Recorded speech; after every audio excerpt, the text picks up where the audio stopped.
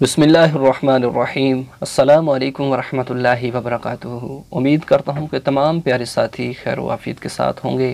اپنے چینل آصف رضا نقشبندی پر آپ کو خوش آمدید کہوں گا اور دعا گو ہوں کہ اللہ آپ سب کو سلامت رکھے۔ تو دوستان محترم، ماہ ربیع الاول کے اندر ایک خاص وظیفہ کر لیں۔ انشاءاللہ جب آپ اس عمل کو کر لیں گے تو انشاءاللہ اس کی بہت برکات آپ کو نصیب ہوں گی۔ دوستان محترم، ماہ ربیع الاول جس کے معنی ہی بہت ہی اہم بنتے ہیں۔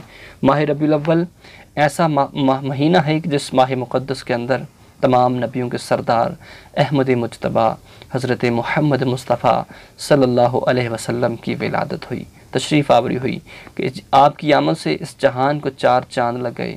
آپ کی آمد سے عربوں کی بلکہ سارے جہان کی کایا پلٹ گئی۔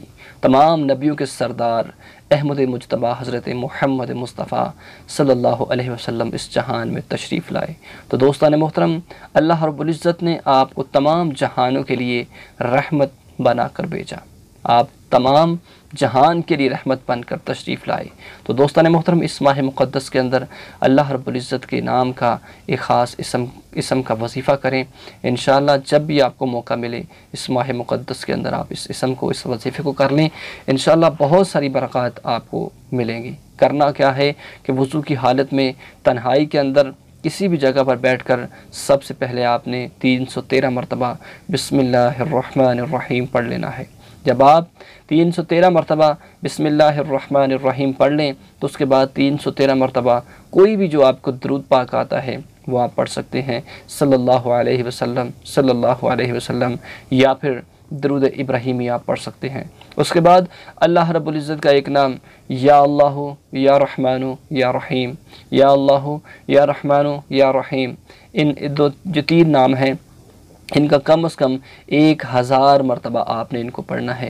انشاءاللہ جب یہ مکمل ہو جائے تو اس کے بعد پھر کثرت کے ساتھ درود پاک پڑھیں، پھر ہاتھوں کو اٹھائیں۔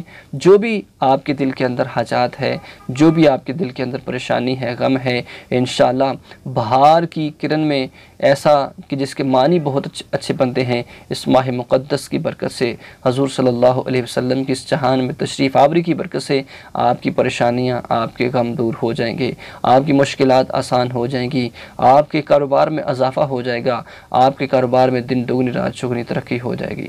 آپ اس عمل کو صحیح طریقے کے ساتھ خوشبو لگا کر اور وضو کر کے اچھے کپڑے پہن کر تنہائی میں کریں۔ انشاءاللہ اس کے ساتھ ساتھ آپ کو دیدار مصطفیٰ صلی اللہ علیہ وسلم بھی اس وظیفے کی برکت سے نصیب ہوگا۔